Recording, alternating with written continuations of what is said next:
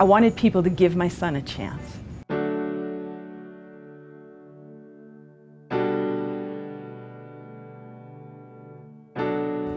I wanted people to hear and listen to what I have to say.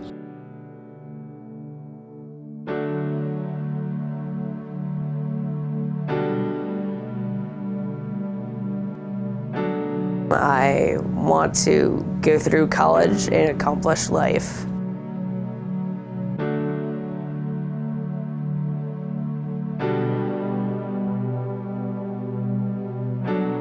I needed to find my voice as a mother to advocate for my daughter.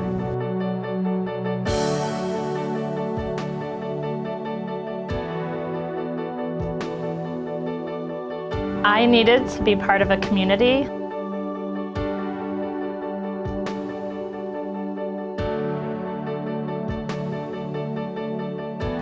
I wanted to make decisions for myself.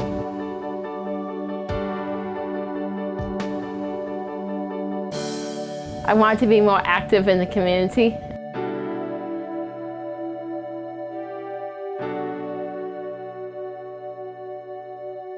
I want people to understand me, don't judge me.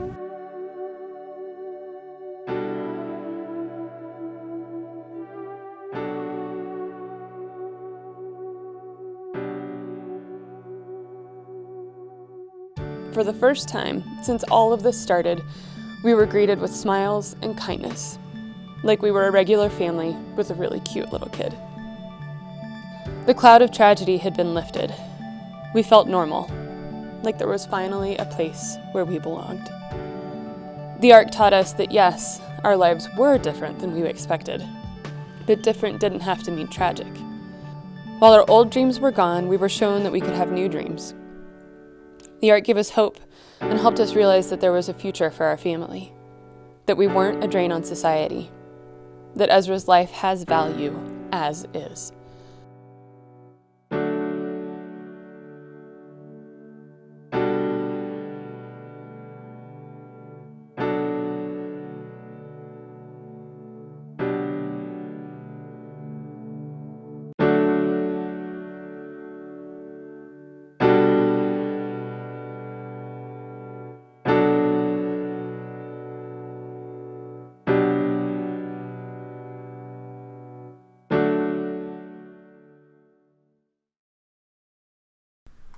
Hi everyone, I'm Lori Ropa, Executive Director of the ARC Jefferson, Clear Creek, and Gilpin counties.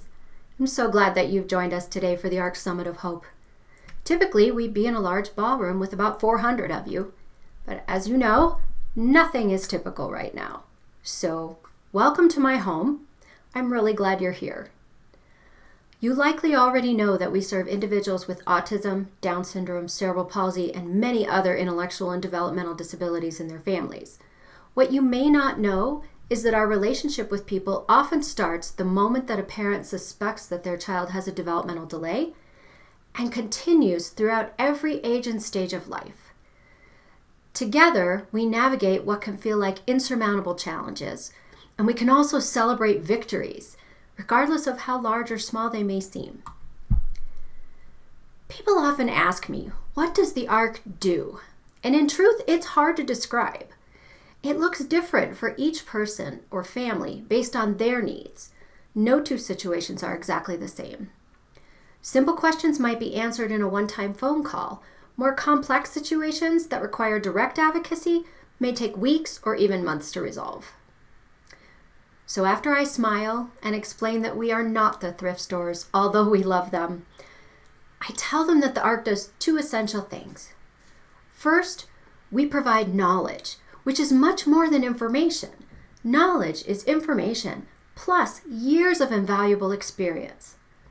And second, we work to build the skills and the confidence of every person who comes to us so that they can use that knowledge to successfully advocate for their own needs or the needs of someone they love, whether that's today, next year, or in 10 years. We build better futures and we do it with people, not for them. No one explains it better than the people who do this work every day and the people who are impacted by it. So I'll leave it to them to paint an even clearer picture for you.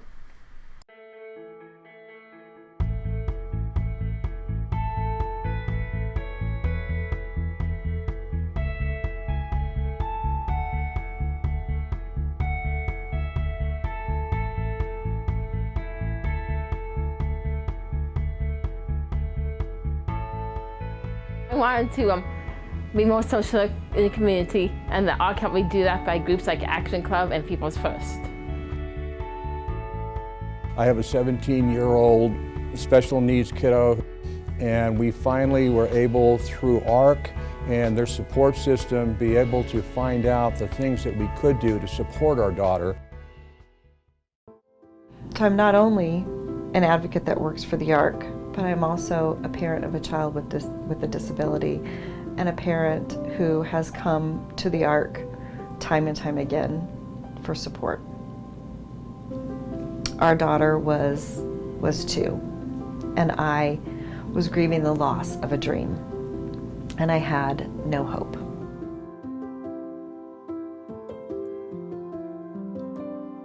I found myself again through the training. I got my confidence back because I was given information about these systems that I just didn't understand. And then I felt confident that I could ask questions and I could participate.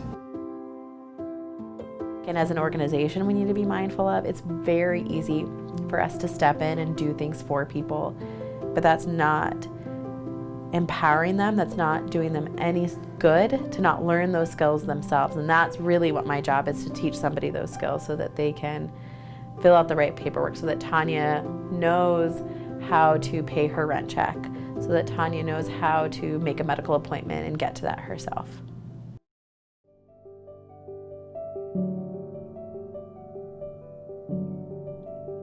She might strike out and grab hair and pull hair.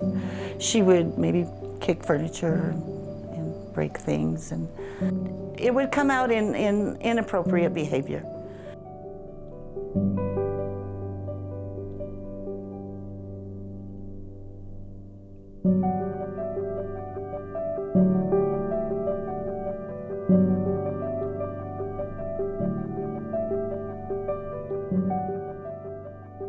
Over the past 15 years, I've coached Tracy's family and service team through all kinds of decisions, big and small. As Tracy's advocate, it's been my role to encourage a number of little changes that could break this cycle and allow Tracy to develop self-control, to be a part of the community, and to have the freedom to experience life. She's really come a long way. The ARC encouraged me to help others, encouraged me to be a leader. Most recently, we needed help with planning Hurley's future, the melding of public school services and adult services, and the ARC was there. My son needed help learning how to manage himself at school so he could be successful, and the ARC helped make that happen. I can say I know that we make a difference in somebody's life, and we change their lives, and we restore hope. It's each family, it's each person that's doing it. Maybe we just create the space for it to happen.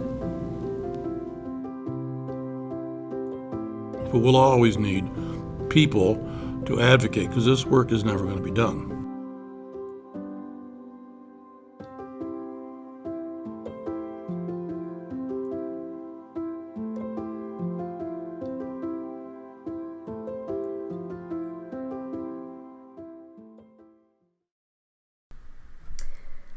I love the idea that the ARC creates space for hope to come back into someone's life. We really believe that each and every person who reaches out to us can and will accomplish more than even they think is possible. We nurture hope through building real connections with real people and recognizing their abilities in addition to whatever challenges they're facing. A few minutes ago, you might remember that I mentioned that the advocacy requests we receive range from simple to complex and everything in between. Some of the most complicated situations we work through with people really highlight that disability doesn't exist in a vacuum.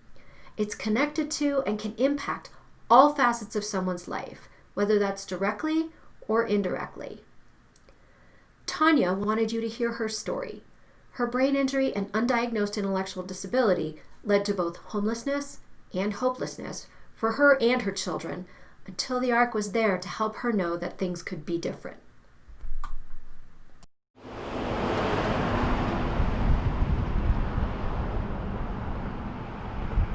Our beds were literally on bricks.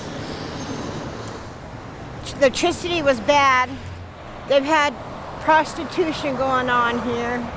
They had incident with bed bugs, cockroaches. Lots of reasons why we lose our homes. What would you do if you were in my shoes?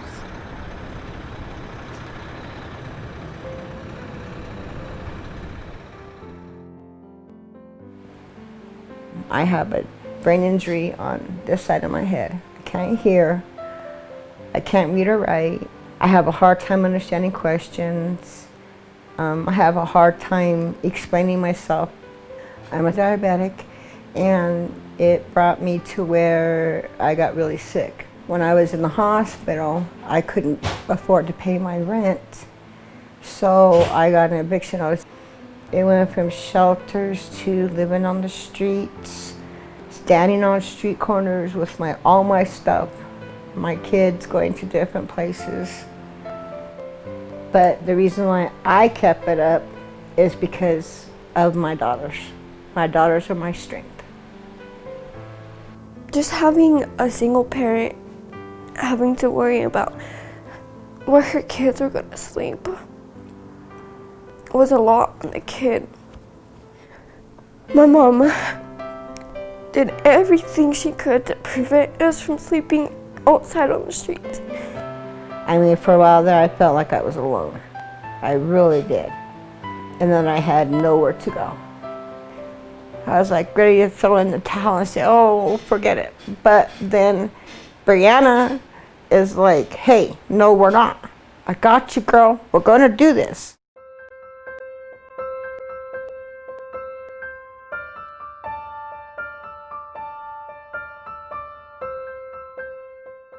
So when I met Tanya, she had just been diagnosed with an intellectual and developmental disability that had gone undiagnosed her whole life. Immediately it became apparent that the services she was being provided were not enough to support her.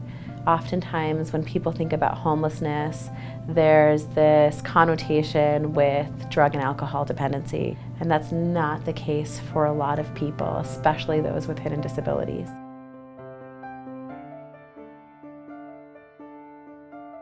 When I first met her, I mean, she was just heaven sent. I mean, she just came and it was like took all that stress off my shoulders, because she was there to make sure that I had food. She made sure that I was there to have bus fare, made sure my kids had clothes with ARC vouchers.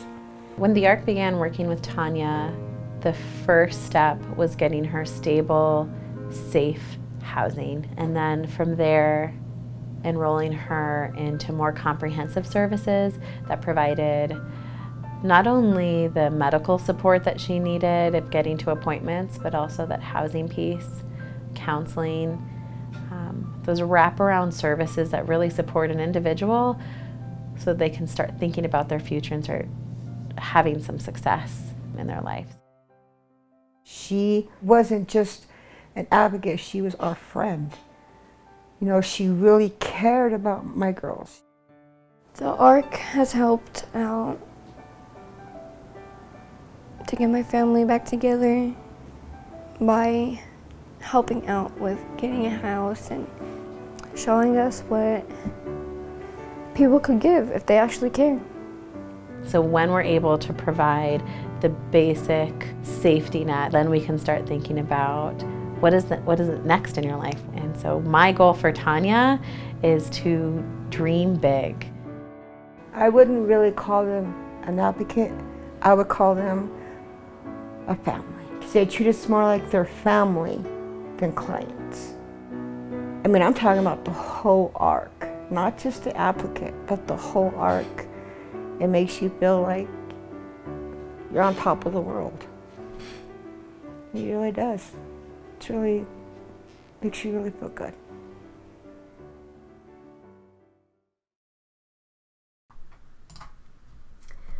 Whenever I hear Tanya tell her story, I'm struck by the singular power of hope. Knowing that the ARC cared for her and believed she would succeed gave her the hope she needed to keep moving forward. And Tanya's hard work with the ARC's support has changed her future and the future of her family forever. Thank you, Tanya, for having the courage to share your story with us. The next family I'd like you to meet are the Kokatoviches, Yelena, Sinisha, and their beautiful daughter, Souza. Souza's birth brought joy to the family. If you have kids, I'm sure you remember that feeling. Her parents were young and excited and built dreams in their heads and their hearts for her. But sometimes things don't go according to our plan. And within a few years, developmental delays were noticed, and then came the diagnoses. The predictions that medical professionals had for Souza's life were devastating, and the Kokatoviches could feel their hope just draining away. Yelena and Sinisha and Souza wanted to share their story with you, and we're grateful that they have. It's the story of a journey that will continue for the rest of their lives, and the ARC will be there to support them through the emotional roller coaster and tangled web of services that are the disability world. I'm gonna say hi, I'm Souza. Hi, I'm Souza. There you go. Okay. See, that's not too bad. Yeah.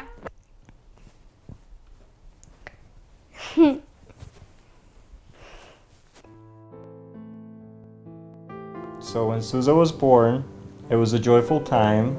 Our first kid, we were very young, and then as the time went by, we noticed some delays. And when Souza turned 4, she started half-day kindergarten, and that's when the teachers raised the question, and that's when it got real. You know, it's our first kid, so we're thinking like she's going in to learn how to share and color and, you know, make friends and all this stuff. So we had really high expectations and it did not turn out that way. And I remember going into this meeting and them telling us, you know, we knew there was something wrong, but we weren't expecting these type of results, and she'll make great strides in life, but she'll never be like the other kids. And that was heartbreaking to hear.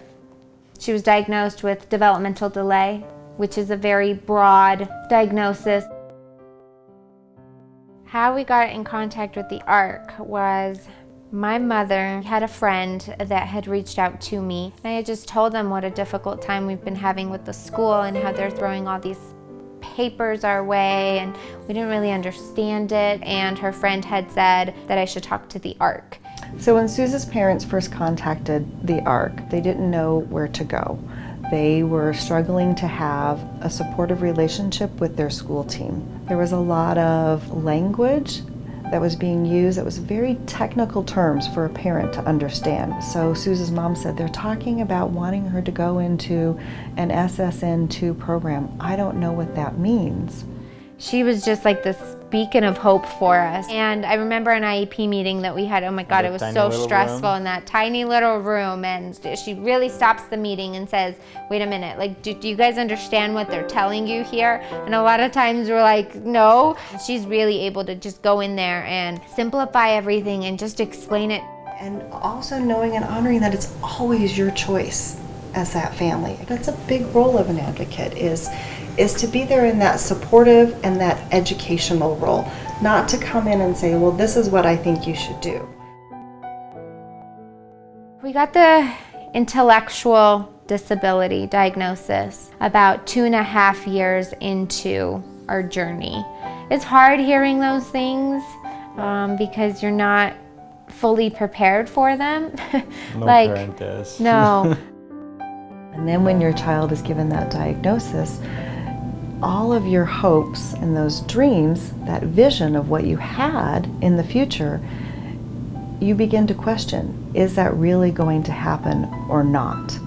So what you're doing is you're grieving the loss of a dream. You start thinking of like some of the sentimental things, like, is she ever going to go on her first date? Is she always going to be this different? You know, is anyone going to give her, you know, a second chance to prove herself or anything like that? Will she go to prom like every other, you know, kid?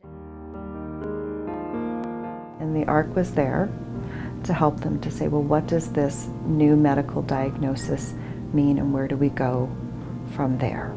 The world wasn't resting on our shoulders anymore, and we had a place to turn to. We felt more involved, more in the loop, so more understanding. Yeah. All of the above. And the ARC will be there as Souza transitions into being a teenager. And the ARC is going to be there when she becomes a young adult. And the ARC is going to be there when she's talking about living on her own, when she's finding a career.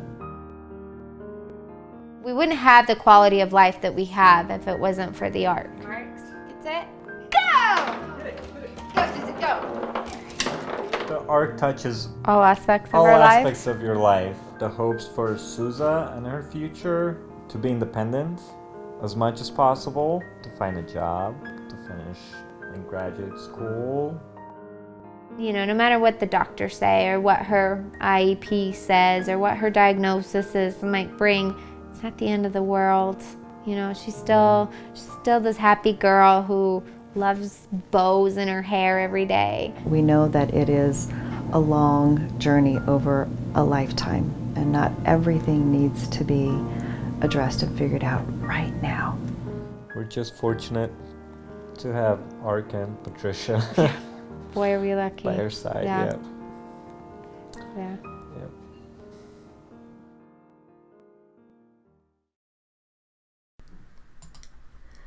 What an incredible journey the Kokatovich family has already been on, and we've been privileged to be by their side. We all have challenges in our lives, though they may not look like the challenges that you've just seen. Whatever your challenges are, isn't it easier to face them when you know that you're not alone? I know that's true for me, and I imagine it's true for you. For thousands of families, the ARC is an ever-present reassurance that they are never alone on their disability journey. You know, earlier I kind of glossed over how life is different for us all right now. And frankly, most of the time it's easier to just laugh about it than to express what we're really feeling. Well, for the last 6 months, the ARC and the people that we serve have experienced a reality of this pandemic that the press rarely mentions. The people that we serve are among our most vulnerable. They're our family, friends, neighbors, and they've been disproportionately affected by what's happening right now. Like everyone else living in a COVID world, their individual experiences are unique.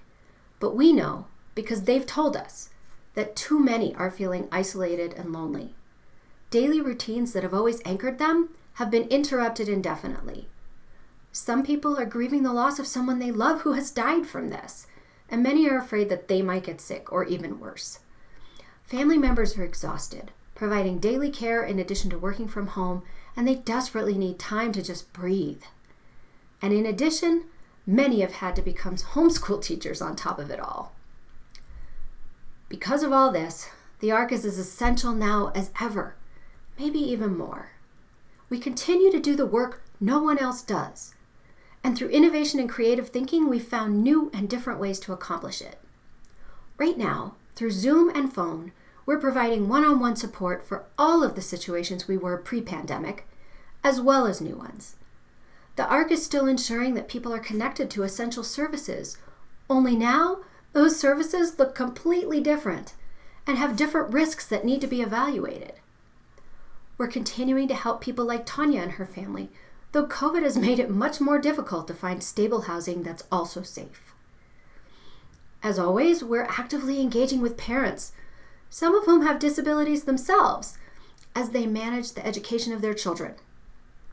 But now, that education may be taking place at home, at school, or both.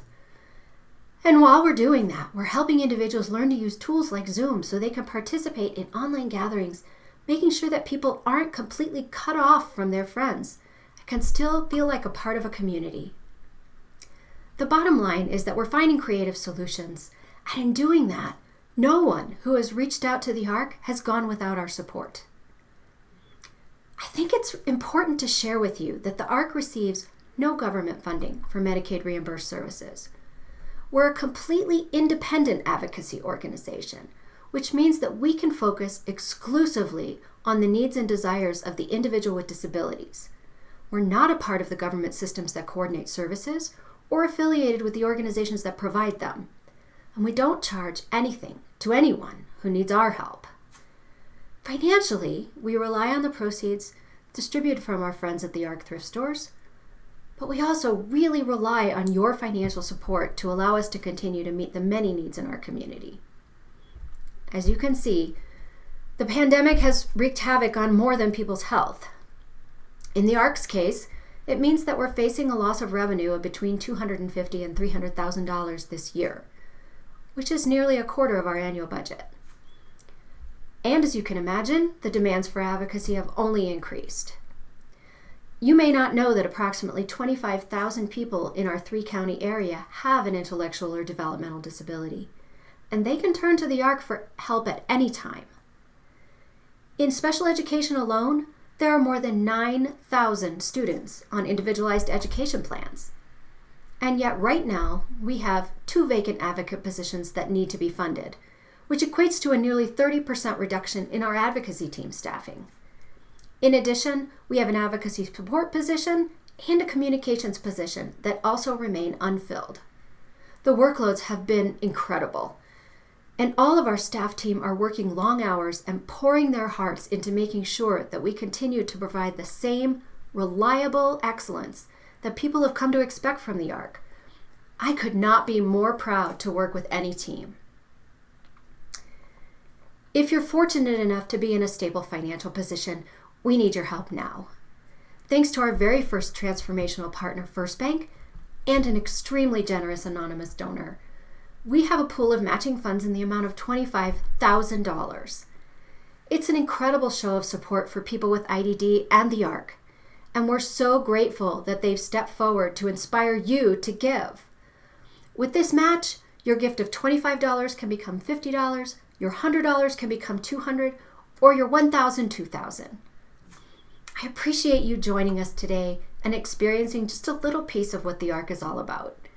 I wanted you to feel the dedication and passion of our advocates and to see the real hope that's generated through their incredible work. But more than anything, I wanted you to experience disability and advocacy through the eyes of Tanya and Yelena and Sinisha. No one can tell you what it really means better than they can. Please know that your gift of any size will strengthen our ability to serve everyone who reaches out to us. Our community and our staff are the ARC's heart.